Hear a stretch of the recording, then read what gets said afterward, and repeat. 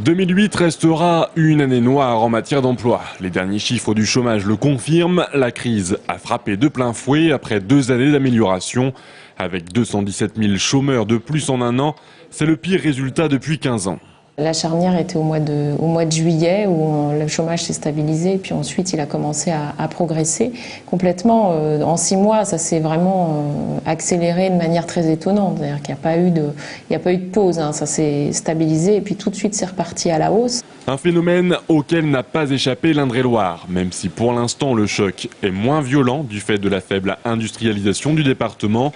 Le secteur des services semble résister encore assez bien au licenciement économique. La progression est réelle, mais elle est un petit peu moins brutale. C'est-à-dire que le phénomène de progression du chômage sur notre département est un petit peu amoindri par la structure des activités du département qui sont moins directement touchées par la crise actuelle.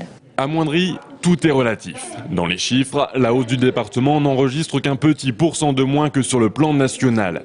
Le phénomène le plus inquiétant est le chômage des jeunes de moins de 25 ans, les premiers touchés par les diminutions de recours à la main-d'œuvre extérieure, contrats courts à durée déterminée ou intérimaires.